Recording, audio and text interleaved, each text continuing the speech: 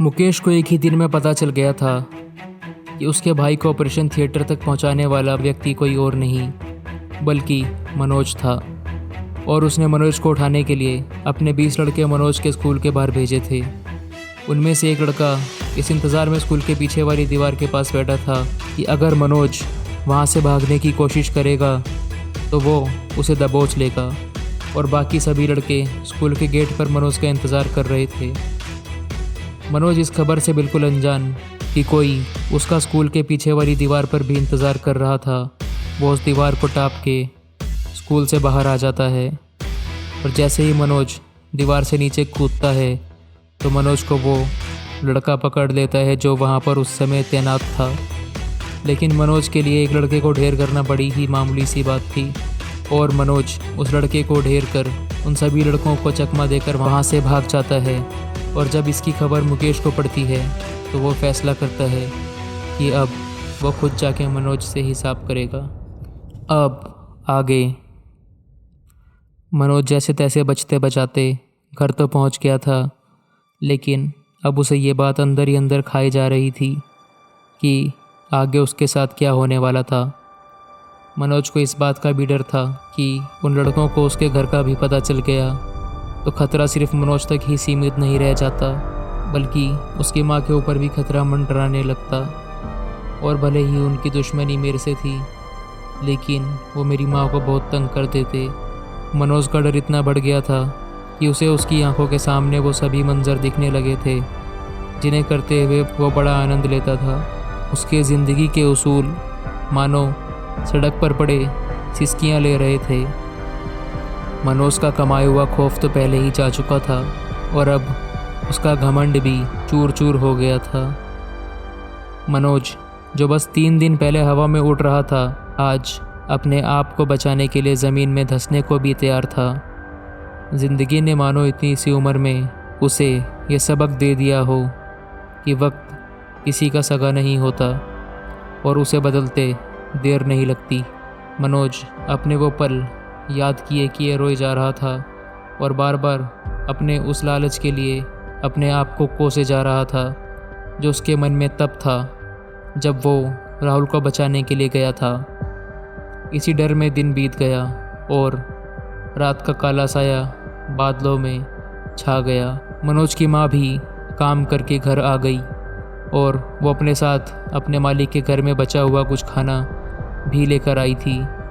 घर पहुंचते ही मनोज की माँ ने हाथ मुंह धोए और खाना लगा दिया।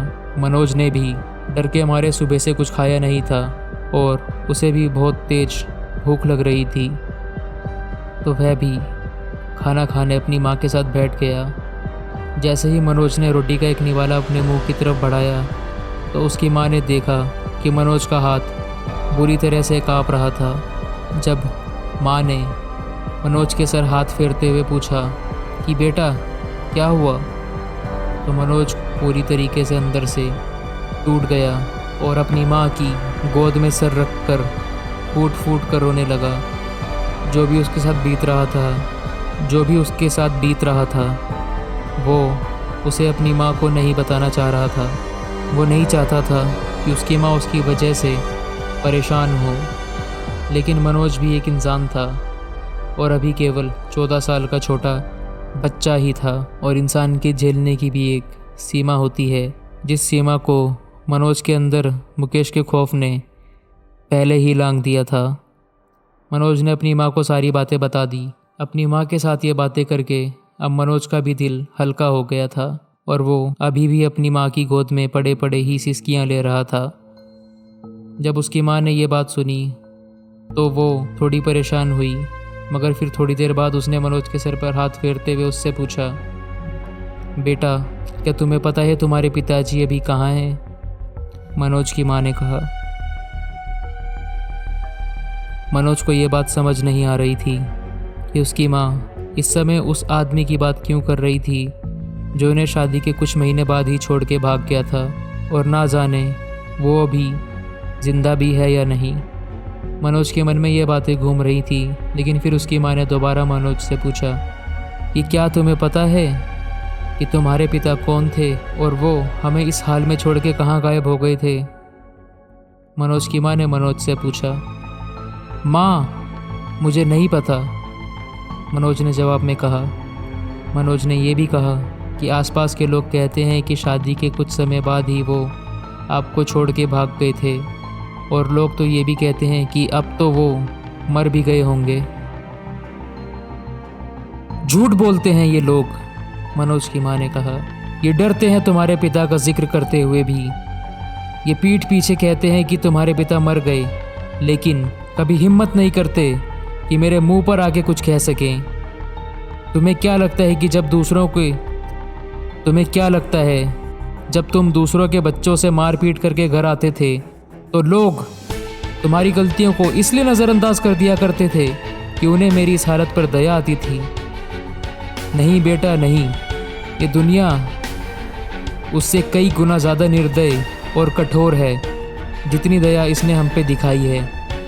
तुम्हें नहीं पता बेटा, अगर मेरे अलावा कोई और अकेली महिला इस इलाके में रह रही होती तो शायद समाज के ये भेड़िए उसे तिल तिल करके नोच खाते। ये खौफ तुम्हारे पिताजी का ही है जिसने उनके चले जाने के बाद भी इन दुनिया वालों के हाथ बांध रखे हैं।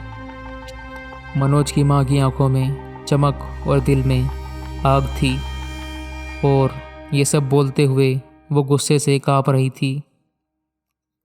लेकिन मनोज की माँ जो भी इस समय बोल रही थी, मनोज इस बात से बिल्कुल अनजान था।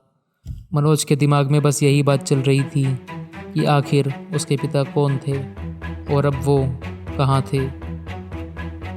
क्यों ये सब लोग उनसे इतना डरते थे कि आज भी उनके खौफ सबके दिलों में, क्यों ये सब लोग उनसे इतना डरते थे कि आज भी उनका खौफ सबके दिलों में था। जानने के लिए जुड़े रहें हमारे साथ और सुनते रहें मनोज गैंगस्टर की ये कहानी। मिलते हैं अगले एपिसोड में। तब तक के लिए अलविदा दोस्तों।